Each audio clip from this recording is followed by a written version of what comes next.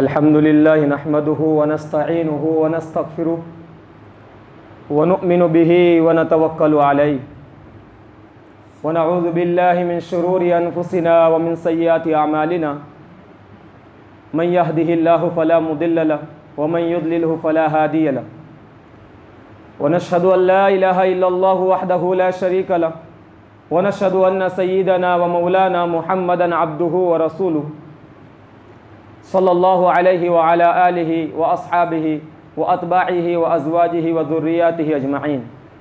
قال اللہ تبارک وتعالی فی القرآن المجید والفرقان الحمید ومن آیاتہ ان خلق لکم من انفسکم ازواجا لتسکنوا الیہا وجعل بینکم مودۃ ورحمہ ان فی ذلک لآیات لقوم یتفکرون. وقال النبی صلی اللہ علیہ وسلم اربع من سنن المرسلین الحیاء والتعطر والسواک والنکاح او کما قال علیہ الصلاۃ والسلام. صدق اللہ العظیم وصدق رسولہ النبی الکریم ونحن علی ذلک لمن الشاہدین والشاکرین والحمد للہ رب العالمین. اللہم صل علی محمد وعلی آل محمد کما صلیت علی ابراہیم وعلی آل ابراہیم انک حمید مجید. اللہم بارک علی محمد وعلی آل محمد کما بارکت علی ابراہیم وعلی آل ابراہیم انک حمید مجید. عزیزان محترم، بزرگان ملت اور میرے عزیز ساتھیوں، اللہ تبارک و تعالیٰ نے انسان کو پیدا فرما کر اس کے اندر بہت سی ضرورتوں کو اللہ نے اپنی طرف سے من جانب اللہ ودیعت کر رکھا ہے. کچھ ضرورتیں اور کچھ حاجتیں اللہ نے اپنے طرف سے انسان کو عطا کی ہے، اس میں انسان کا کوئی دخل نہیں. جیسے انسان کو بھوک لگتی ہے، یہ بھوک کا جو تقاضا ہے اللہ نے اسے فیڈ کیا ہے. انسان کو پانی کی ضرورت ہوتی ہے، یہ جو ساری ضروریات ہے بھائی ادھر دیکھیں، یہ ساری ضروریات اللہ نے اپنے طرف سے بندے کے اندر ودیعت کر رکھی ہے. اسی طرح ایک ضرورت جو اللہ نے ہر ایک انسان، چاہے وہ مرد ہو چاہے وہ عورت ہو، اس کے اندر اللہ نے ودیعت کر رکھا ہے اپنے طرف سے. اس ضرورت کا تقاضا یہ ہے کہ ایک مرد کو ایک عورت کی اور ایک عورت کو مرد کی فزیکلی ضرورت ہوتی ہے. یہ اللہ کی طرف سے ودیعت ہے. لیکن ہم بحیثیت مسلمان اس ضرورت کو بھی پورا کرنے میں آزاد نہیں ہیں. جیسے کہ یورپین ممالک کے اندر وہ لوگ آزاد ہیں کہ جس سے چاہے وہ اپنی ضرورت کو پورا کر لیتے ہیں، جس سے چاہے وہ اپنے فزیکلی ریلیشن کو وہ لوگ قائم کر لیتے ہیں. وقتی طور پر کہو ساری چیزیں وہ کر لیتے ہیں. وہاں جو کلچر ہے وہ بوائے فرینڈ اور گرل فرینڈ کا کلچر ہے.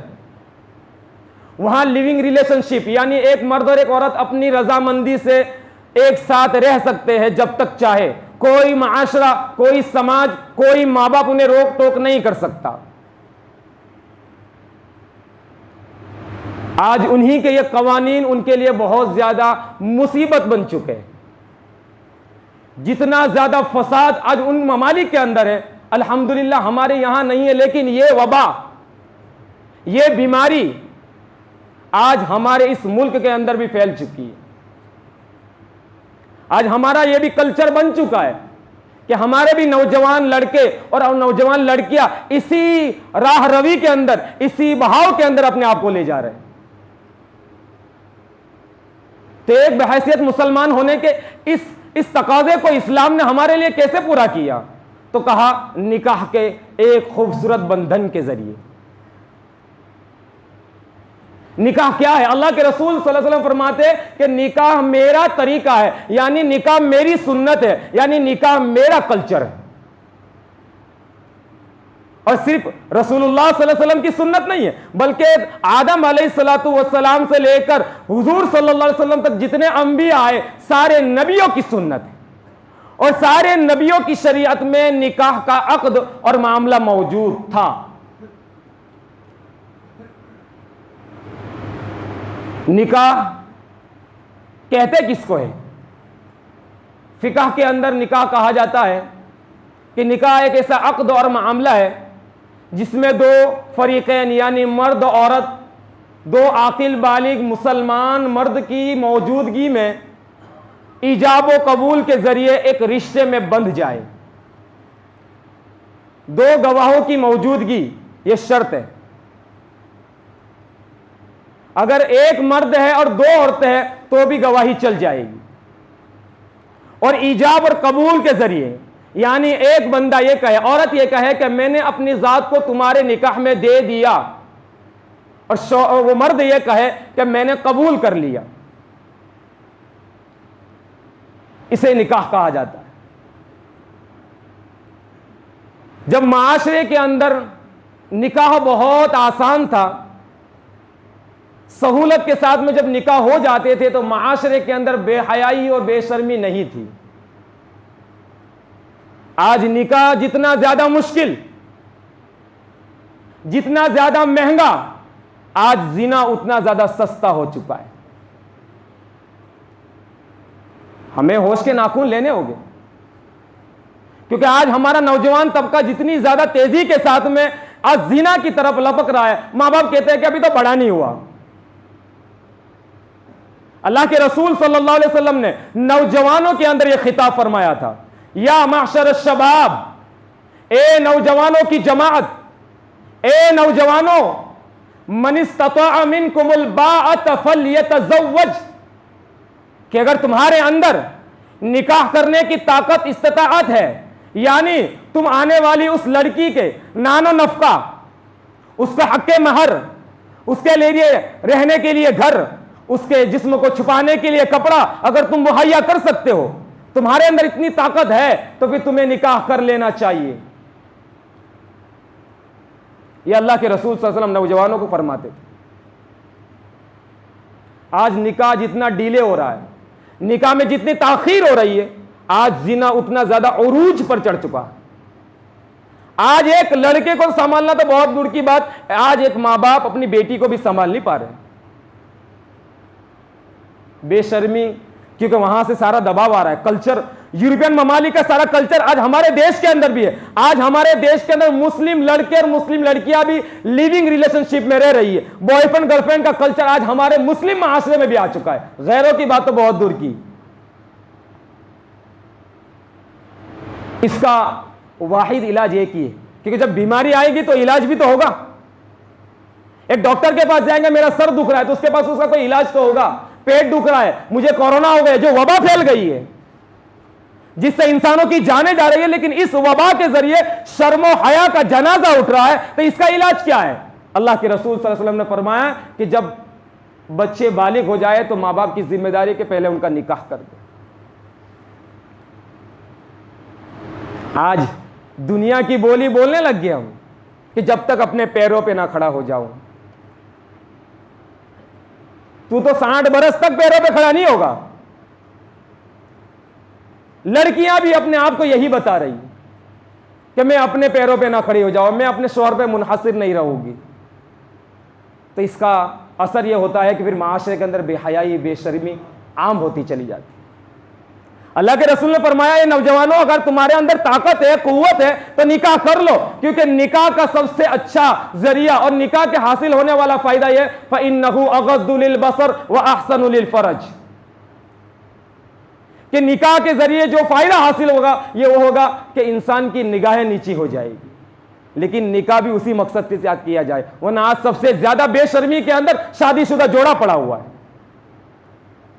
اور اسلام نے اس کی سزا بھی اتنی زیادہ سخت رکھی کہ اگر کوئی کنوارا لڑکا، کنواری لڑکی اگر زنا میں مبتلا ہو جاتے تو ان کو کوڑے مار کر آزاد کر دو، لیکن اگر کوئی مرد ایسا ہے جو شادی شدہ ہے، ایسی عورت جو شادی شدہ ہے پھر بھی زنا کرتی ہے، اسلام میں اس کی سزا یہ ہے کہ اسے گڈھے میں گاڑ کر اس کے اوپر پتھر مار مار کر اس کو ہلاک کر دیا جائے، کہ جب تیری ایک ضرورت کو اسلام نے حلال طریقے سے تجھے پورا کر دیا تو تجھے حرام طریقے کو اختیار کیوں کرنا پڑا۔ اس کی سزا یہ ہے کہ اسے ہلاک کر دیا جائے۔ اسلام کی جو سزائیں وہ صرف سزا کو روکتی نہیں بلکہ اس کا سد باب کر دیتی، یعنی یہ کسی کی طاقت ہی نہیں ہوگی کہ اگر اتنی خطرناک سزائیں ہوگی تو کسی کی طرف نظر بھی نہیں اٹھے گی۔ سوچنا تو بہت دور کی بات. تو اللہ کے رسول نے فرمایا کہ اس نکاح کے ذریعے تمہیں یہ فائدہ ہوگا کہ تمہاری نگاہیں نیچی ہو جائے گی. اور قرآن کا حکم ہے وَقُلْ لِلْمُؤْمِنِينَ يَغُضُّوا مِنْ أَبْصَارِهِمْ وَيَحْفَظُوا فُرُوجَهُمْ. اے محمد آپ اپنے ایمان والے امتیوں کو کہہ دو کہ تم اپنی نگاہوں کو نیچی رکھا کرو اور اپنی شرمگاہوں کی حفاظت کرو. تو نکاح کے ذریعے دونوں مقصد حاصل ہو جاتے. انسان یہ قرآن کے دو احکام پر نکاح کے ذریعے اپنے آپ کو معمور کر لیتا. اب نکاح جب کرنے کے لیے تیار ہو گئے تو نکاح کس بیس پر کیا جائے گا؟ تو عام متن نکاح کے لیے جو رشتے تلاش کیے جاتے ہیں 4 بنیاد پر تلاش کیے جاتے ہیں. مالداری کے اوپر، حسب نسب کے اوپر، خوبصورتی کے اوپر اور دینداری کے اوپر. اللہ کے رسول صلی اللہ علیہ وسلم فرماتے ہیں جب لڑکی تلاش کرنی ہو، اپنی بیٹے کے لیے بہو تلاش کرنی ہو تو یہ 4 کوالٹیز اس کے اندر ہوگی.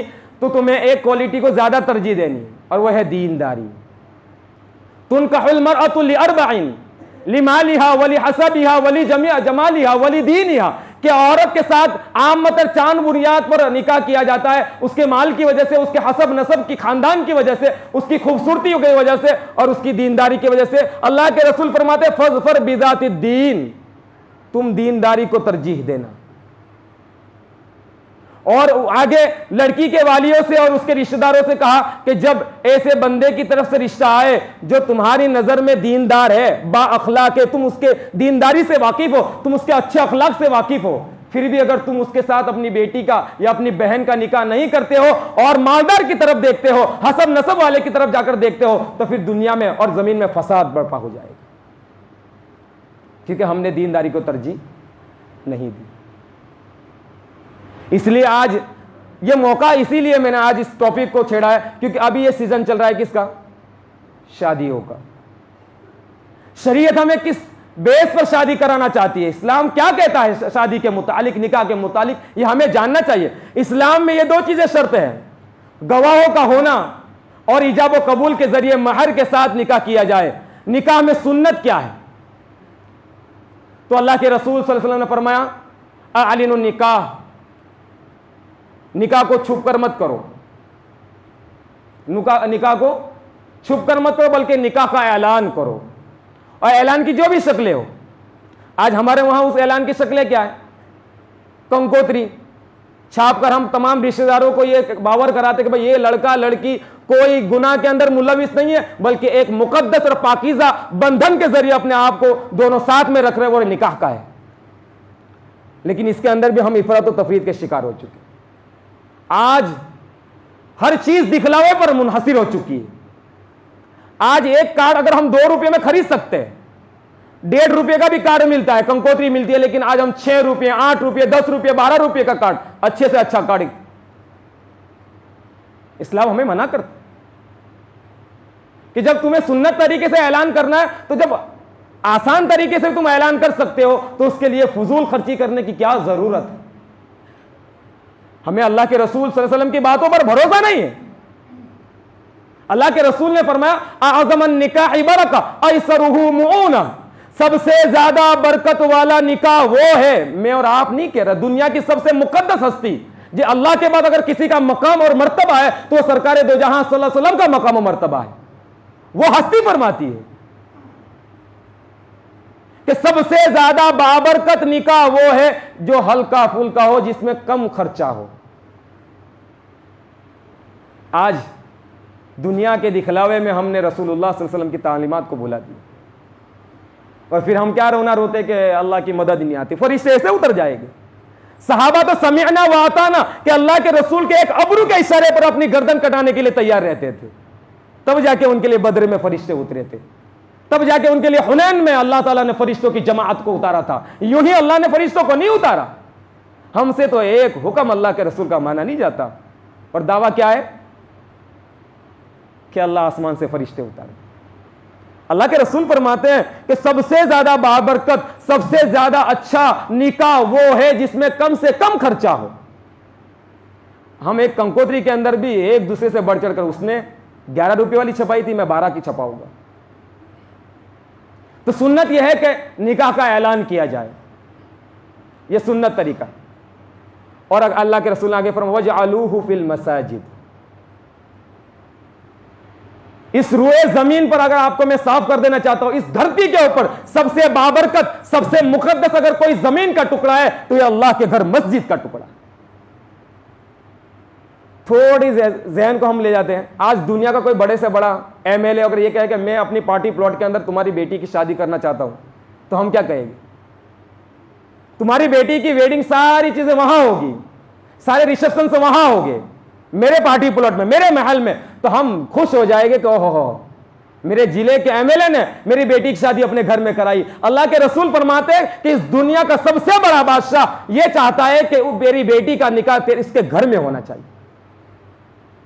وَجْعَلُوهُ فِي الْمَسَاجِدِ. لیکن ہمارے یہاں جب نکاح کی تاریخ پکڑنے آتے ہیں، سب سے پہلی شرط ہم یہی رکھتے ہیں کہ نکاح میرے گھر کے آنگن میں ہوگا، مسجد میں نہیں ہوگا. بھائی کسی کو پر طنز کرنا مقصد نہیں ہے، بات کو صاف کرنا مقصد ہے. کیونکہ جب ہم دونوں رخ سے بات کو نہیں سمجھتے، ہمارے دماغ میں بات اترتی ہی نہیں ہے. سب سے پہلی شرط ہم یہی رکھتے ہیں کہ نکاح میرے گھر کے آنگن میں ہوگا، مسجد میں نہیں ہوگا. کیوں؟ مسجد کی مقدس ہستی اور اس کی پاکیزگی کے بارے میں ہمیں شک ہے. جہاں ہزاروں لاکھوں سجدے جہاں اللہ کے بندے نے کیے ہو، وہاں اگر ہم اپنی بیٹی کا نکاح کریں گے، یقیناً اللہ اس میں برکتیں ڈالے گا. نکاح تو گھر کے آنگن میں بھی ہو جائے گا، لیکن اللہ کے رسول کی اگر بات مانی اور مسجد میں نکاح کیا، کل اللہ کے رسول کے سامنے ہمیں شرمندگی محسوس نہیں ہوگی. لیکن انسان مجبور ساری دنیا سے لڑ لے گا، سب کو آگے سب کو اپنے سامنے جھکا دے گا، لیکن اگر ایک جگہ ایسا جہاں اچھے سے اچھا لیڈر بھی جھک جاتا ہے، وہ اولاد ہے. کیا کروں، بچے مانتے نہیں. انما اموالکم واولادکم فتنہ. یقیناً تمہارا مال اور تمہاری اولاد تمہارے لیے آزمائش ہے، پریکشا ہے کہ تم ان کی محبت میں اللہ کے حکموں کو تو نہیں توڑ رہے ہو، کیا رسول اللہ صلی اللہ علیہ وسلم کی سنتوں کو تو نہیں توڑ رہے ہو. اللہ کے رسول فرماتے کہ بہتر یہی ہے کہ تم اللہ کے گھر میں نکاح کرو، لیکن ہم اپنے آنگنوں میں نکاح کرتے. اللہ کے رسول نے فرمایا کہ برکتوں والا نکاح وہ ہے جس میں کم سے کم خرچہ ہو. ہم آتش بازی کے اندر لاکھوں روپے اڑا دیتے. بہت سے ایسے مسلمان بھی ہیں جو عبادت کے اندر ٹرننگ پوائنٹ مانگتے ہیں کہ بھائی اللہ تعالیٰ نے کیوں ایک گھر کے طواف کے لیے اتنا زیادہ خرچہ کروایا؟ کعبہ کا طواف تو کرنا ہے، پریکرما تو کرنی ہے، اتنا زیادہ خرچہ 10 لاکھ 12 لاکھ آج ہو تو انسان حج کر سکتا ہے. اگر یہی پیسہ اگر ہم کسی غریب کو دے دے تو عبادت کے بارے میں یہ پوچھتے ہیں. لیکن ہم اپنے جب بچوں کی شادیاں کرتے اس میں لاکھوں روپے خرچ کر دیتے جو شریعت میں ہے ہی نہیں. وہاں یہ ہمیں خیال نہیں آتا غریب بچوں کا.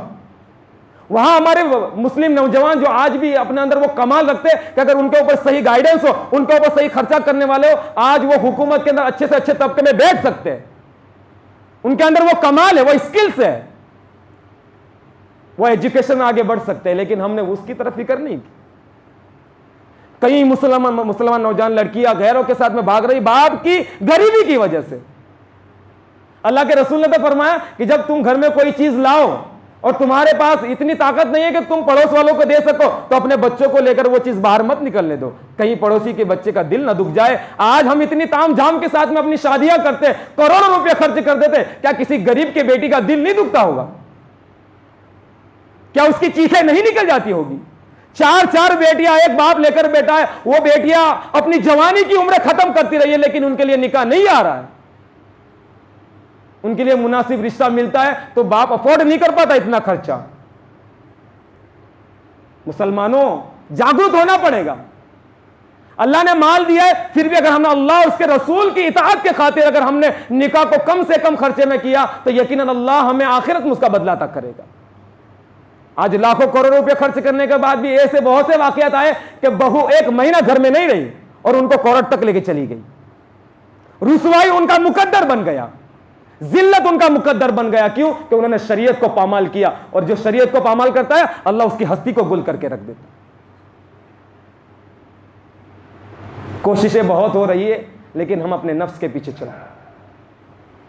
اعظم النکاح بارکہ ایسرہ مؤونہ.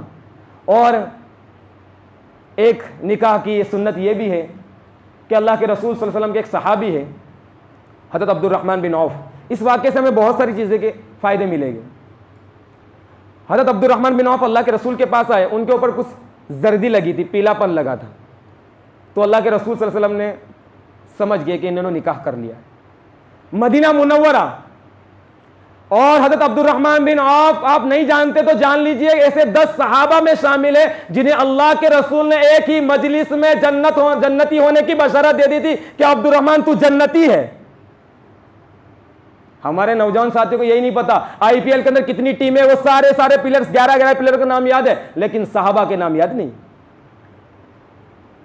بہت افسوس کا مقام، ہماری چاہتیں بدل گئی، ہمارے آئیڈیالوجی بدل گئی ہے کہ ہمیں کسے اپنا آئیڈل بنانا ہے۔ تو حضرت عبد الرحمن بن عوف آئے، پوچھا عبد الرحمن نکاح کر لیا؟ ہاں حضرت نکاح کر لیا۔ کیسا اللہ کے رسول نے ماحول تیار کیا ہوگا، کتنا نکاح سادہ تھا کہ لوگ نکاح کر لیتے تھے، اللہ کے رسول کو بھی پتا نہیں تھا۔ دیکھیں ہم تب جا کے وہ معاشرہ بالکل پاکیزہ، طاہر اور مطہر تھا کہ وہاں کی عورت بھی پاکیزہ تھی، وہاں کا مرد بھی پاکیزہ تھا، بے تکلف تھے۔ آج نکاح کی بات اگر کوئی نوجوان کہے گا اپنے باپ سے تو 10 جوتے مارے گا اسے۔ جب تک نکاح آسان نہیں ہوگا، بات لکھ رکھی ہے، یہ میں نہیں کہتا، ہمارے علماء فرماتے ہیں، اور یہ ساری باتیں میں اپنی طرف سے نہیں بلکہ علماء کے بیانات، علماء کی باتوں سے بیان کر رہا ہوں کہ جب تک نکاح آسان نہیں ہوگا، معاشرے کے اندر بے حیائی ختم نہیں ہوگی۔ اگر ہمارا سمجھدار طبقہ اگر بے شرمی کو ختم کرنا چاہتا ہے تو نکاح کو آسان کرنا ہوگا۔ تو حضرت عبد الرحمن بن عوف نے کہا کہ اللہ کے رسول نکاح کر لیا، تو اللہ کے رسول نے فرمایا بارک اللہ لک۔ یہ سنت ہے کہ جب کسی کا نکاح ہو جائے تو اس کو کیا مبارکبادی پیش کرے، لیکن آج ہم غیروں کی نکالی کرتے ہیں، wishing you a very happy prosperous wedded life، اللہ آپ کی شادی شدہ زندگی۔ قرآن کیا کہتا ہے، حدیث کیا کہتی ہے کہ ہمیں دوسروں کو کیسے مبارکبادی دینی چاہیے، کانگریچولیشن برو اینڈ بھابھی، پتہ نہیں کیا کیا لکھتے ہیں۔ اللہ کے رسول نے کیسے اپنے صحابہ کو وش کیا تھا، مبارکبادی کیسے دی تھی، بارک اللہ لک، کتنا اچھا جملہ ہے، یاد کر لینا چاہیے ہمیں۔ جہاں ہم اپنے اسٹیٹس پہ دوسرے کا اور بے حیائی تو یہ ہے کہ اس کا اور اس کی بیوی کا فوٹو بھی ساتھ میں لگاتے۔ اللہ کے رسول فرماتے بارک اللہ لک، اللہ تمہارے لیے برکت عطا کرے، وبارک علیکما، اور تم دونوں پر اللہ اپنی برکتوں کا نزول فرمائے، وجمع بینکما فی خیر، اور تم دونوں میاں بیوی کو اللہ خیر اور بھلائی کے کاموں میں متفق فرما دے۔ آج جب انسان کوئی بھلائی کا کام کرنے اٹھا بیوی ٹانگ کھینچتی، کیونکہ اللہ کی طرف سے ہم نے دعا نہیں مانگی کہ اللہ ایسا ساتھی دینا جو ہمیشہ بھلائی میں میرا معاون اور مددگار ہو۔ جب میں دین کا کوئی کام کرنے اٹھوں سب سے پہلے میری پشت پناہی اور میرا فیڈ بیک میری بیوی کرے۔ ہم نے اللہ سے مانگا ہی نہیں۔ کتنی اچھی دعا ہے کہ اللہ تمہارے لیے برکت عطا کرے اور تم دونوں کے اوپر اپنی برکتوں کا نزول فرمائے اور تم دونوں کو خیر اور بھلائی کے کاموں میں متفق فرما دے۔ اور آگے اللہ کے رسول نے فرمایا اولم ولو بشاتین، ولیمہ کر۔ آج ہمارے یہاں ساری ریت بدل گئی، ساری ریت بدل گئی۔ اسلام کیا کہتا، بالکل ہم اپوز میں چل رہے ہیں۔ ان تمام چیزوں میں آپ نے کوئی چیز دیکھی؟ سنت کیا ہے، اعلان کرو۔ سنت یہ ہے کہ مسجد میں اس کا انعقاد ہو، منعقد کیا جائے اسے۔ سنت یہ ہے کہ ولیمہ کیا جائے۔ ہمارے یہاں ایسا کچھ ہے؟ بالکل ہم اپوز میں چل رہے ہیں، اور ایسی رسم و رواج ہے، وہ بیرت، یہ ساری چیزیں بالکل ہندوانہ رسم ہے۔ اسلام میں اس کا کوئی تصور ہی نہیں کہ ایک چیز اللہ نے حلال کی ہے، وہ پتہ نہیں کیا گھی کا کھچڑا بناتے چاول وغیرہ کا، اور لڑکی نہیں کھا سکتی، اس کے بچے نہیں کھا سکتے، بلکہ لڑکے کھا سکتے، پوترے کھا سکتے، لڑکی کے بچے نہیں کھا سکتے۔ تم ہمارے گوتر میں نہیں آتے، پتہ نہیں۔ اللہ اکبر۔ اسلام میں اس کا کوئی تصور ہی نہیں ہے کہ ایک چیز اللہ نے حلال کی، ہم کون ہوتے؟ یا ایھا النبی لم تحرم ما احل اللہ لک، اے نبی جس چیز کو ہم نے حلال کر دیا ہے تم حرام نہیں کر سکتے۔ جب اللہ اپنے پیغمبر کو محمد صلی اللہ علیہ وسلم کو یہ حکم دے رہا ہو کہ جو چیز ہم نے حلال کر دی ہے اس کو تم حرام کرنے والے کون ہوتے ہو؟ اور ہم یہ کہیں کہ نواسے نہیں کھا سکتے، پوترے کھا سکتے، تم ہمارے گوتر میں نہیں۔ کہاں سے آیا یہ سب؟ اللہ تو فرماتے ہیں یا ایھا الناس اتقوا ربکم الذی خلقکم من نفس واحدہ، اے لوگو اس رب سے ڈرو جس نے تمہیں ایک ہی نفس اور ایک ہی ذات سے پیدا کیا، آدم علیہ السلام۔ ہمارا گوتر تو ایک ہے بھائی، ہم آدم کی اولاد ہے. ہمارا رشتہ اللہ کے رسول نے فرمایا جیسے جسم کے پارٹ ہے وہ ہمارا رشتہ ہے, وہ ہمارا گوتر ہے. تو اللہ کے رسول نے فرمایا کہ ولیمہ کرو, اور ہم کیا کرتے کہ شادی سے پہلا کھانا کا تام جھام رہتا ہے. اور شریعت کے اندر بیٹی والے پہ تو کوئی خرچہ ہی نہیں, مہر ادا کرے گا لڑکے والا, اس کے لیے سارے گھر کا نظام کرے گا, سونے کے لیے بستر پلنگ یہ ساری چیزیں یہ لڑکے والوں کے خرچے. لیکن آج کون کر رہا ہے؟ لڑکی والے. تب تو جا کے جلدی ماں باپ اٹھ نہیں پاتے لڑکی والے. کیوں؟ کہ ہم نے سارے اصول بدل دیے, الٹی گنگا بہہ رہی ہے ہماری. تو سارا نظام یہیں سے خراب ہوا. جب ہم شریعت کے مطابق اپنے آپ کو ڈالیں گے اور اپنی شادی بیاہ کریں گے تو یقیناً معاشرے کے اندر نکاح عام ہوگا اور بے حیائی, بے شرمی, زنا ختم ہو جائے گا. اللہ کے رسول نے فرمایا کہ سب سے دنیا سارا کا سارا ساز و سامان ہے. الدنیا کلھا متاع وخیر متاع الدنیا المرأۃ الصالحہ. دنیا کو اللہ کے رسول نے سمجھایا کہ دنیا سمجھو سارا کا سارا ساز و سامان ہے, لیکن دنیا کی سب سے انمول, سب سے پرائس لیس, سب سے مولیہوان اگر کوئی وستو ہے تو وہ نیک بیوی کا مل جانا. اگر اللہ نے کسی کو نیک بیوی دیے تو یقیناً اللہ کی بہت بڑی نعمت ہے, اسے اللہ کی قدر کرنی چاہیے. اور ایک بزرگ کا واقعہ لکھ کر کچھ باتیں انہوں نے بیان فرمائی, اس کو بیان کر کے اپنی بات کو ختم کروں گا. عورت کی مقام و مرتبے کو انہوں نے سمجھایا کہ اگر عورت چوپائے یعنی 4 پیر والے جانور اگر اللہ اس کو تخلیق کرتا, پیدا کرتا, تو وہ یقیناً ہرن پیدا ہوتی. کیا پیدا ہوتی؟ ہرن پیدا ہوتی. اگر اللہ عورت کو پکشی کے اندر پیدا کرتا تو یقیناً اللہ اس کو مور پیدا کرتا. اگر اللہ اس کو حشرات الارض یعنی زمین کے کیڑے مکوڑے میں پیدا کرتا تو یقیناً اللہ اس کو تیتلی پیدا کرتا, بٹر فلائی. لیکن اللہ نے اس کو اشرف المخلوقات انسان میں پیدا کیا کہ وہ کسی کی محبت یعنی بیوی بن سکے, وہ کسی کے لیے جنت یعنی ماں بن سکے, اور وہ کسی کے لیے رحمت یعنی بہن اور بیٹی بن سکے. اس لیے عورت ہر روپ کے اندر قابل عزت ہے. اور خطبہ مسنونہ کے اندر جو 3 آیتیں پڑھی گئی اس کا لب لباب یہی ہے کہ اللہ تعالیٰ اپنے بندوں کو ڈرانا چاہتا ہے. یا ایھا الناس اتقوا ربکم الذی خلقکم یا ایھا الذین آمنوا اتقوا اللہ حق تقاتہ یا ایھا الذین آمنوا اتقوا اللہ وقولوا قولا سدیدا. یہ تینوں آیتوں میں اللہ سے ڈرنے کا حکم یہ دیا گیا ہے کہ شادی کے بعد بیوی کے ساتھ ناانصافی نہ کرنا, اس کے اوپر ظلم نہ کرنا, اللہ سے ڈرتے رہنا. اس لیے اللہ تعالی ہم سب کو عمل کی توفیق عطا فرمائے اور اللہ نکاح کو ہمارے اندر عام فرما دے تاکہ بے حیائی, بے شرمی کو اللہ تعالی ختم فرما دے. وآخر دعوانا الحمدللہ رب العالمین.